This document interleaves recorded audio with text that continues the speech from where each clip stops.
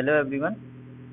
आज हम सब मेटल की बहुत ही इम्पोर्टेंट प्रॉपर्टीज के बारे में पढ़ने जा रहे हैं, जिसमें मेरी पहली प्रॉपर्टी है क्रीप। तो क्रीप क्या होता है? Creep is a plastic deformation which occurs with the passage of time at constant loading. मतलब अगर किसी भी स्ट्रक्चर पर कांस्टेंट लोडिंग आ रही है with the passage of time, तो उसमें क्या होता है, एक प्लास्टिक डिफॉर्मेशन आ जाती है जिसको हम बोलते हैं क्रीप। तो हम एग्जांपल देखते हैं कि मान लीजिए मेरा ये एक हुक है जिस पर मैंने कोई पंखा टांग रखा है। तो इस पंखे का इस हुक पर एक कांस्टेंट लोड आ रहा है, और जैसे जैसे टाइम प्रोग्रेस करता जाएगा मेरा ये हुक है, इसमें प्लास्टिक डिफॉर्मेशन होता जाएगा धीरे धीरे। तो हम इसका एक क्रीप का ग्राफ देख लेते हैं। इसमें ये हमें बताएगा कि टाइम के साथ कैसे क्रीप वेरी करती है। ये वाई एक्सिस पे हमको क्रीप दिख रहा है और एक्स एक्सिस पे हमको टाइम दिख रहा है। क्रीप है वो मेनली 3 फेजेस में आता है। पहला फेज है हमारा प्राइमरी स्टेज और transient phase. In this stage rate of creep decreases with increase in time. जो पहला जो फेज है जिसको ट्रांजिएंट फेज बोलते हैं, इस स्टेज में जो मेरी रेट ऑफ क्रीप है वो टाइम के साथ डिक्रीज होती जाती है। सेकंड जो स्टेज है उसको बोलते हैं सेकेंडरी स्टेज या steady stage creep. In second phase creep become constant. हमें ग्राफ में भी दिख रहा होगा, यहाँ पे ये लाइन ऑलमोस्ट स्ट्रेट रहती है। तो सेकंड फेज में क्या है, मेरा जो क्रीप है वो ऑलमोस्ट कांस्टेंट हो जाता है। Third phase is tertiary stage. In this stage rate of creep increases with time. Third phase में क्या हो रहा है, क्रीप की वैल्यू टाइम के साथ इंक्रीज करने लग जाती है। तो हमारा थर्ड फेज हो गया टर्शियरी फेज। उसके बाद हम नेक्स्ट देखते हैं। नेक्स्ट है मेरा फैक्टर अफेक्टिंग क्रीप। क्रीप को कौन कौन से फैक्टर अफेक्ट कर सकते हैं? इसमें सबसे पहला फैक्टर जो है जो इफेक्ट करता है वो है टेम्परेचर। तो जैसे जैसे टेम्परेचर बढ़ता जाएगा मेरी क्रीप की वैल्यू बढ़ती जाएगी, क्योंकि हम जानते हैं जैसे जैसे टेम्परेचर बढ़ता है सिग्मा वाई की वैल्यू डिक्रीज होती जाती है। तो सिग्मा वाई की वैल्यू डिक्रीज होगी तो क्रीप की वैल्यू क्या होगी, इंक्रीज होगी। दूसरा फैक्टर जो क्रीप को अफेक्ट करता है वो है magnitude of load. Third factor है टाइप ऑफ लोडिंग। तो हमारा जब मैग्नीट्यूड ऑफ लोड जब बढ़ता जाएगा तो हमारी क्रीप की वैल्यू भी बढ़ती जाएगी। और मेरा आखिरी जो फैक्टर जो इफेक्ट करता है वो है type of metal. Usually ductile material show more creep. जो डक्टाइल मटेरियल है वो मोर क्रीप शो करेगा। ऑब्वियस सी बात है, जो ब्रिटल मेटल होगा उसमें कम क्रीप आएगा और वो जल्दी टूट जाएगा। हम एक नोट पॉइंट देख लेते हैं। If temperature reaches to half of melting point temperature then creep is untolerable. मतलब किसी भी मेटल का जो मेल्टिंग पॉइंट टेम्परेचर है, अगर उसके हाफ टाइम टेम्परेचर पर अगर हम किसी भी मेटल को गर्म कर दें तो क्रीप क्या है, अनटॉलरेबल हो जाती है। इस टेम्परेचर को हम बोलते हैं होमोलोगस टेम्परेचर। उसके बाद हम क्रीप फेल्यूर के कुछ एग्जांपल देख लेते हैं। जैसे प्री स्ट्रेस कंक्रीट मेंबर्स जो होते हैं उनमें क्रीप फेल्यूर बहुत ज़्यादा होता है। नेक्स्ट है seizing of piston inside the cylinder due to heating. जो हमारा सिलेंडर होता है उसके अंदर पिस्टन सीज हो जाते हैं। क्यों? क्रीप के कारण। क्योंकि बहुत ज़्यादा वियर एंड टियर होता है एक कांस्टेंट लोडिंग पे, तो वहाँ पर क्रीप आ जाती है जिसके कारण हमारे पिस्टन क्या है, वो सीज हो जाते हैं। उसके बाद थर्ड है elongation of electric and telephone wires under constant loading. ये तो हम डे टू डे लाइफ में देखते ही हैं कि धीरे धीरे जो वायर्स हैं इलेक्ट्रिकल के और टेलीफोन के वायर्स, वो धीरे धीरे झुकना स्टार्ट हो जाते हैं। तो उनमें क्या है, क्रीप डिफॉर्मेशन आ जाता है जिसके कारण उनकी लेंथ बढ़ जाती है और वो हैंग होना स्टार्ट हो जाते हैं। नेक्स्ट मेरी प्रॉपर्टी है फैटिग। फैटिग क्या होता है? Fatigue is the effect of cyclic और reverse cyclic loading which result into brittle fracture. अगर मेरा किसी भी मेटल पर बार बार साइक्लिक लोडिंग आती है और साइक्लिक और रिवर्स साइक्लिक लोडिंग,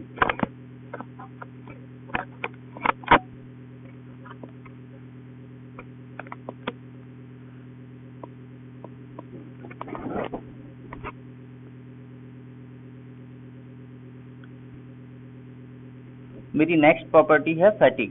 फैटिग क्या होता है? Fatigue is the effect of cyclic और reverse cyclic loading which result in brittle fracture. तो जब मेरे किसी भी मेटल पर एक ही प्रकार की लोडिंग बार बार आती है तो उसके कारण क्या है, स्ट्रक्चर में फेल्यूर हो जाता है। और वो फेल्यूर कैसा होता है? Brittle failure. इसका एग्जांपल हम लेते हैं, जो कूलर में जो फैंस लगे रहते हैं, हमने देखा होगा कई बार जब वो कूलर पुराना हो जाता है तो वो फैन एकदम, जो उसमें जो फैन लगा रहता है वो एकदम से उसकी पंखियां टूट जाती हैं। क्यों टूट जाती हैं? क्योंकि उस जो फैन है उस पर बार बार एक ही प्रकार का लोड आ रहा था, और जब वो साइकिल एक लिमिट से ज्यादा एक्सीड कर गई तो उसमें एक ब्रिटल फ्रैक्चर हो जाता है। इसको हम फैटिग बोलते हैं। Under several load cycles it if total accumulated strain energy exceed toughness then fracture occurs. जब नंबर ऑफ साइकिल्स बहुत ज्यादा हो जाती हैं तो जो हमारा मेटल है उसमें जो स्ट्रेन एनर्जी एक्यूमुलेट हो रही थी वो टफनेस से इंक्रीज कर जाती है और हमारा फ्रैक्चर हो जाता है।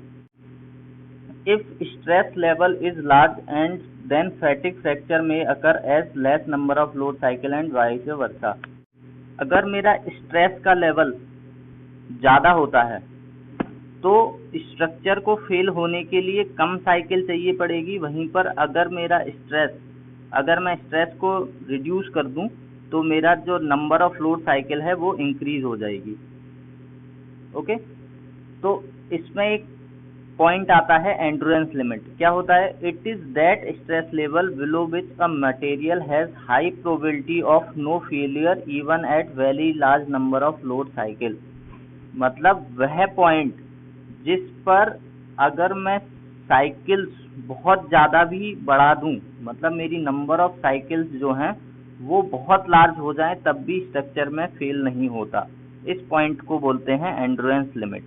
तो हमें क्या करना चाहिए? हमें जो स्ट्रेस की जो लिमिट है उसको एंड्योरेंस लिमिट से नीचे ही रखना चाहिए, जिससे हमारा जो मेटल है वो फेल ना हो।